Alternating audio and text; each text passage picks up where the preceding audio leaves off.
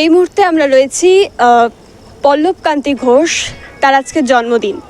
প্রথমে ওনাকে জন্মদিনের শুভেচ্ছা জানাবো, কথা বলে নেবো তার সাথে একটু এদিকে চলে আসবো। আজকে আপনার জন্মদিন, তো জন্মদিনের শুভেচ্ছা বার্তা জানাই। তো কেমন লাগছে বলুন? জন্মদিনটা সবারই এটা একটা আলাদা স্পেশাল ডে, তো এটা আমার কাছেও, আপনার কাছে, সবার কাছে। আর আপনাদের দুর্নিবার বাংলার সকল সাংবাদিকগণ থেকে শুরু করে আপনাদের চিফ রিপোর্টার মানসদা থেকে শুরু করে আপনাদের যত শুভাকাঙ্ক্ষী রয়েছেন এবং আপনাদের এই সংবাদপত্র দেখেন, তাদের সকলকে আমি আমার তরফ থেকে আন্তরিক ধন্যবাদ, অভিনন্দন জানাচ্ছি। এই মুহূর্তে আপনি দলের ঠিক কোন পদে আছেন? আমি দক্ষিণ চব্বিশ পরগনা জেলা তৃণমূল কংগ্রেস জয় হিন্দ বাহিনীর সভাপতির পদে রয়েছি। আচ্ছা, তো সামনে ইলেকশন আসছে, ইতিমধ্যে ভোট হয়েওছে কিছু দফায়, তো সেক্ষেত্রে কি বলবেন? মানে সেই যে একটা কথা ছিল ছাপ্পা ভোট থেকে শুরু করে এই সমস্ত কথা, তো এবারেও কি ভোটে সেরকম কিছু হচ্ছে? দেখুন, ছাপ্পা ভোটটা আমার জানা নেই যে ছাপ্পা ভোট কোথায় হয়।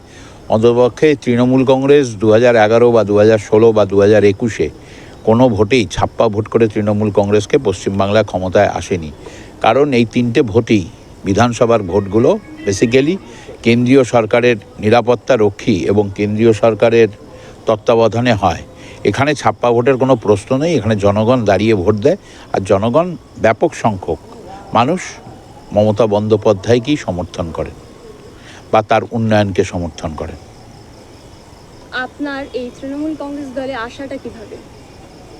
তৃণমূল কংগ্রেস দলে আমাদের আশাটা হচ্ছে, আমরা প্রথম জীবনে, রাজনৈতিক জীবনে আমরা ছাত্র পরিষদ করেছিলাম।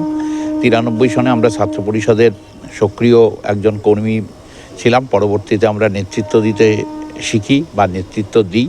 পরবর্তীতে মমতা বন্দ্যোপাধ্যায় যখন 1998 সনে তৃণমূল কংগ্রেস করেন, তখন তার আদর্শে অনুপ্রাণিত হয়ে বাংলায় যে সিপিএমের বিরুদ্ধে তিনি যে গর্জন তুলেছিলেন এবং আন্দোলন সংগঠিত করেছিলেন বাংলার, তখন আমরা ছাত্র অবস্থায় ছিলাম, থেকে সদ্য যুব সম্প্রদায়ে আমরা পা দিয়েছিলাম। তখন মমতা বন্দ্যোপাধ্যায়ের অগ্নিকন্যা মমতা বন্দ্যোপাধ্যায়কে আমরা দেখেছি রাস্তাঘাটে কিভাবে দাঁড়িয়ে সিপিএমের বিরুদ্ধে তিনি লড়াই করেছেন। সেই লড়াইয়ের আদর্শকে অনুপ্রাণিত হয়েই আমরা মমতা বন্দ্যোপাধ্যায়ের দলে যোগ দিই। সেই তখনকার অগ্নিকন্যা মমতা বন্দ্যোপাধ্যায় আর এখনকার মমতা বন্দ্যোপাধ্যায়ের মধ্যে কোনো তফাৎ দেখতে পান? আমি মমতা বন্দ্যোপাধ্যায় যতদিন বেঁচে থাকবে, বাংলায় একটা আগুনের গোলা থাকবে এবং অগ্নিকন্যাই থাকবেন। কারণ মমতা বন্দ্যোপাধ্যায় যে গর্ভে জন্মেছে, যেদিন জন্মেছে সেই দিনই মমতা বন্দ্যোপাধ্যায় এমন একজন নেত্রী হয়ে জন্মেছেন। মমতা বন্দ্যোপাধ্যায় যতদিন বেঁচে থাকবেন লড়াই করবেন। আজকে আপনারা দেখছেন উনি কেন্দ্র সরকারের বিরুদ্ধে একজন বাংলার মুখ্যমন্ত্রী হয়ে এবং রাজ্যের একজন মুখ্যমন্ত্রী হয়ে রাস্তায় বসে তিনি নেতৃত্ব দিচ্ছেন। এটাই হচ্ছে মমতা বন্দ্যোপাধ্যায়। বিরোধীরা লাগাতারভাবে মমতা বন্দ্যোপাধ্যায়কে দমানোর চেষ্টা করছেন। মমতা বন্দ্যোপাধ্যায় দমানোর মেয়ে না, মমতা বন্দ্যোপাধ্যায়কে দমানো যাবে না। মমতা বন্দ্যোপাধ্যায়কে বিরোধী শক্তি, ভারতবর্ষে যতগুলো বিরোধী শক্তি আছে সবাই যদি এককাঠাও হয়, মমতা বন্দ্যোপাধ্যায়ের আন্দোলনকে বা মমতা বন্দ্যোপাধ্যায়ের নেতৃত্বকে এক ফোঁটা দাড়ি কমা সেমিকলন দিতে পারবে না।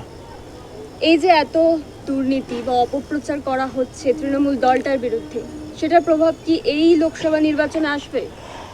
দেখুন, দুর্নীতির ব্যাপারে কিছু মানুষ বলছে এবং কিছুটা তো কেন্দ্র সরকারের অবশ্যই দায় আছে। কোনোটাই এখন অবধি প্রমাণিত না এবং প্রমাণ করাও যায়নি।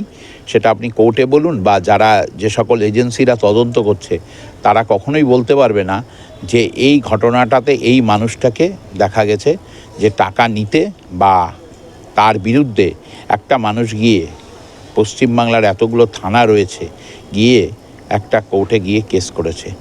আর চাকরির বিরুদ্ধে যেই দুর্নীতিটা, সেটা তো দেখুন সাজানো, পুরোটাই সাজানো। আপনারা যদি সাজানো না হয় এটা, আজকে তাহলে বাংলায় 2021-এ মমতা বন্দ্যোপাধ্যায়কে বাংলার মানুষেরা এইভাবে ভোট দিতে না। কারা সাজাচ্ছে ঘটনা, এইভাবে কারা করছে? এটা বিরোধী শক্তি। এটা সম্পূর্ণ বিরোধী শক্তির একটা চক্রান্ত।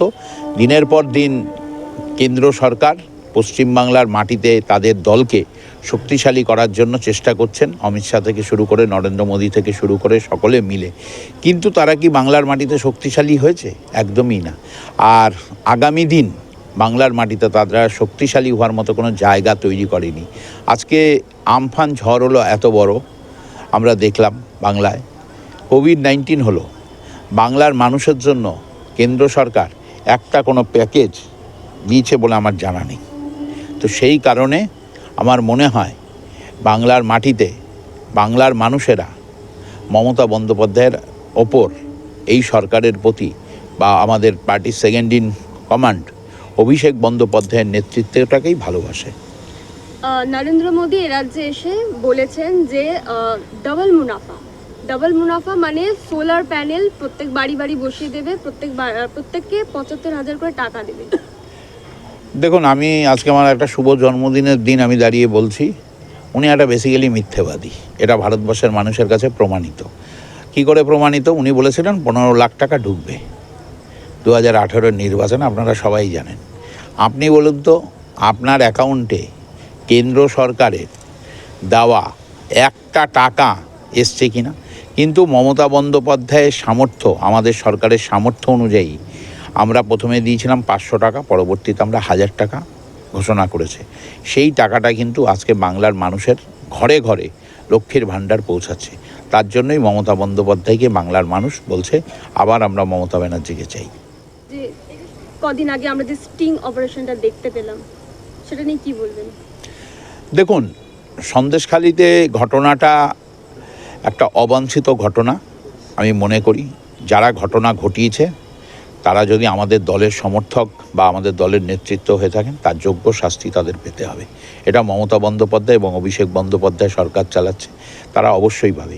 আর যদি সাজানো হয় ঘটনাটা, তার জন্য যারা সাজিয়েছে তাদেরও কী করে স্টিং অপারেশন করতে হয় সেটা অভিষেক বন্দ্যোপাধ্যায় এবং মমতা ব্যানার্জি জানে। নওশাদ সিদ্দিকী তিনি বলছেন যে তিনি যে 17 জন প্রার্থী দিয়েছেন সেটা উইথড্র করে নেবেন যদি তৃণমূল কংগ্রেসের যে প্রার্থী তারা এমপি হওয়ার পর তারা যদি বিজেপিতে জয়েন না করে, সেটা যদি মমতা বন্দ্যোপাধ্যায় স্ট্যাম্প পেপারে লিখে দেন, তবে তিনি তার যে 17 জন প্রার্থী সেটা উইথড্র করে নেবেন। দেখুন, ওনার কথাটা উনি এটার কী হিসেবে বলেছেন তার ব্যাখ্যা উনি দিতে পারবেন, এটার ব্যাখ্যা আমার পক্ষে জানা নেই। আমাদের দলের সাংসদরা বিজেপিতে যাবে না বিজেপির থেকে যারা নির্বাচিত হবে তারাও তৃণমূল কংগ্রেসে আসতে পারে, কারণ মমতা বন্দ্যোপাধ্যায়ের উন্নয়ন দেখে। আবার নওশাদ সিদ্দিকীও কালকে বলতে পারে আমি বাংলার উন্নয়ন দেখে আমার ভালো লেগেছে, আমি বাংলার তৃণমূল কংগ্রেস করবো, এটাও হতে পারে। নওশাদ সিদ্দিকী এটাই বোঝাতে চাইছেন যে বিজেপির সাথে তৃণমূলের গট-আপ। বিজেপির সাথে তৃণমূল কংগ্রেসের গট-আপ বলেই তো পশ্চিমবাংলার দুটো ভারী মন্ত্রী, একেবারে রাষ্ট্রমন্ত্রী না, ক্যাবিনেট মিনিস্টার, পার্টির অত্যন্ত দণ্ড প্রতাপশালী নেতা আমাদের অনুব্রত মণ্ডলকে গ্রেপ্তার করে ঢোকানো রয়েছে, জেলে রয়েছে। তাহলে এটা কি গট-আপ গেমের একটা কি সূত্র? এটা হচ্ছে ওনার রাজনৈতিক কথা, কারণ ওনাকে ভোটে দাঁড়িয়ে কোনো একটা ইস্যুর উপর দাঁড়িয়ে লড়াই করতে হবে। কারণ তিনি ভাঙড় থেকে, যে বিধানসভার থেকে নির্বাচিত হয়েছেন, একটা মিটিংয়ে তিনি দাঁড়িয়ে ভাঙড়ে কিভাবে কি করবেন, কি করে উন্নয়ন করবে, একদিনের জন্য কোনো দিন ভাঙড়ের কোনো একটা মিটিংয়ে বলেছেন? রাজ্যের মুখ্যমন্ত্রী থেকে শুরু করে এতগুলো ক্যাবিনেট মিনিস্টার রয়েছে, একটা ক্যাবিনেট মিনিস্টারের দরবারে গিয়ে তিনি বলেছেন যে আমরা নতুন করে ভাঙড় গড়ব বা ভাঙড়ে একটা ভালো কিছু প্রজেক্ট উনি জমা দিয়েছে? আমার মনে হয়, আমার জানা নেই যে নওশাদ সিদ্দিকী নতুন করে ভাঙড়ের উন্নয়নের ব্যাপারে কিছু ভাবছেন। উনি ভাবছেন যে এইভাবে যদি লড়াই করে, মিথ্যা কথা বলে, মিথ্যার আশ্রয় নিয়ে তিনি যদি ভোটে 1% ভোট যদি বাড়ে, জেতার তো কোনো রাস্তা নেই, যদি 1% ভোটে বাড়ে। তো এটাই বলবো, আজকে আপনার জন্মদিন, খুব ভালো কাটুক আপনার জন্মদিন, এই যে আয়োজন সবটা খুব ভালোভাবে হোক। শুভ জন্মদিন আবারও আপনাকে জানাই। ধন্যবাদ আপনাকে। পল্লবকান্তি ঘোষের সঙ্গে আজ তার জন্মদিন, তিনি খুব ভালোভাবে কাটান। তিনি যেটা বললেন যে তৃণমূল কংগ্রেসের নেত্রী মমতা ব্যানার্জি অগ্নিকন্যা, তার হাত ধরেই তার এই তৃণমূল কংগ্রেসে আসা, এবং তিনি যেটা বললেন যে সন্দেশখালির ঘটনা সেটা কিন্তু সম্পূর্ণ সাজানো, এবং দলের কেউ যদি এই ঘটনা যদি সাজানো না হয়, যদি দলের কেউ দোষ করে থাকেন তবে তাদের যাতে শাস্তি হয়, সেই কথাও কিন্তু তিনি আমাদেরকে জানালেন। ক্যামেরায় বনির সঙ্গে ঋষিতার রিপোর্ট, দুর্নিবার বাংলা।